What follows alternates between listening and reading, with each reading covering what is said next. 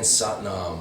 Micah Sky here. I was about to make my second batch of almond milk, and I thought I would just flip the camera on and bring you all along with me.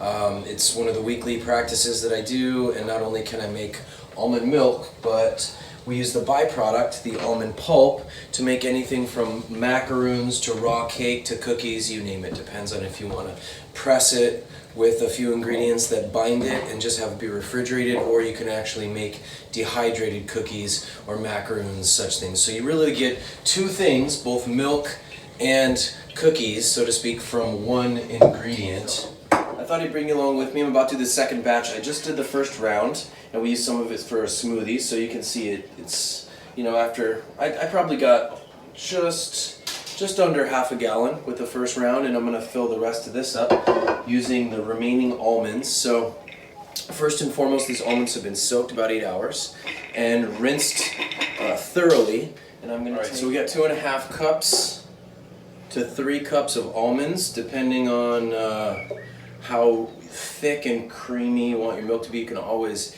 blend more and add more water in later. So next we're going to go a tablespoon of vanilla extract. A tablespoon. I personally like a specific style of stevia that has a vanilla extract in it. For some of you, you might want to use honey. You might want to use xylitol, or maybe personally not have any sweetener at all. I like to have a little sweetener, and I like to have a little sea salt. I found I'm going to fill this up with water. And again, remember, it doesn't have to be all the way to the top, but generally a good measurement is 2.5 to 3 cups of nuts, and the rest of your pitcher filled with water. Then we are going to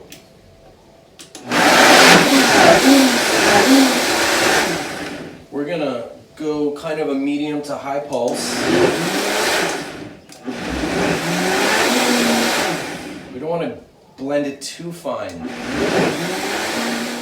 Next, we have our bowl here with the cheesecloth. And it's as simple as this. I'm going to pour this through my cheesecloth here.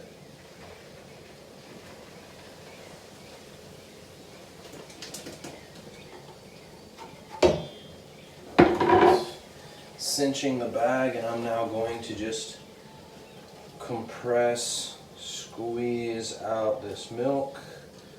And as I do that, I'm going to press all the milk and cream out of the almond pulp. Now, depending if you're going to use this pulp for, let's say, a cake, a raw cake, where we would use something like psyllium husk and maybe some coconut meat as a binding agent, you would want to probably make your pulp a little more moist, meaning you would want to leave a little more of this almond milk in it. If you're going to make something like macaroons, or even maybe some dehydrated cookies, since you're dehydrating them anyways, which is going to get the liquid out, you're going to want to get as much of that out as possible. Try to really get a drier pulp.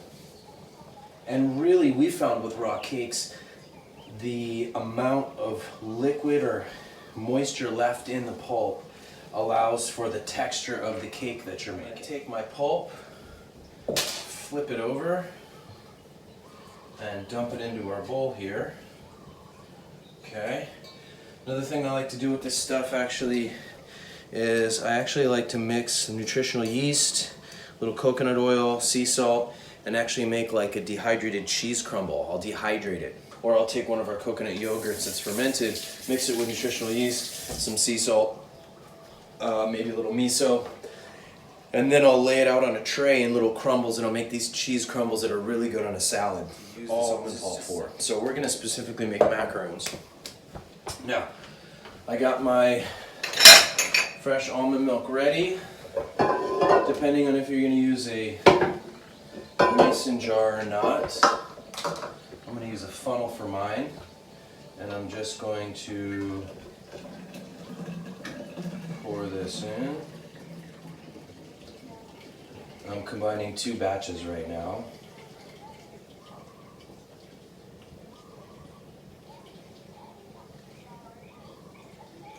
There we go. And of course, I'll usually leave the last bit out and just make a drink with it myself if I run out of space. Or I'll pre-make like like a cold press almond milk latte and have it just in a bottle and ready to go the next day. All right, we've transferred that. We're gonna clean out our blender real fast. And of course, this is also an awesome period where you can just take some of that leftover almond pulp, the almond milk, add some protein powder to it, and just rock a smoothie right from your batch of almond milk without having to clean this thing. It's an easy transition. So we got a bit of froth and bubbles you can see on the top here, and that'll settle over the next probably 20-30 minutes. And then if you don't feel like drinking the rest, I can take this last little leftover bit and pour it in as this foam kind of settles down. So that's going to go in the fridge. And now, while I have it, you can either take this and just throw it into the refrigerator in a Tupperware till you're ready to make it, or you can just transition right into mixing and making this into your secondary product to your awesome almond milk that took you about 20 minutes to make outside of, preemptively soaking the almonds for about 8 hours. All right, so that'll come in part 2. We're gonna make cookies and macaroons from this almond pulp. Hope this was helpful and informative to you all. Feel free to like the page below. For more information and basic lifestyle practices that are pure and clean and based in sovereignty, you being able to independently make your own milk instead of having to go somewhere just to get it. Right? Blessings, aloha, and sat.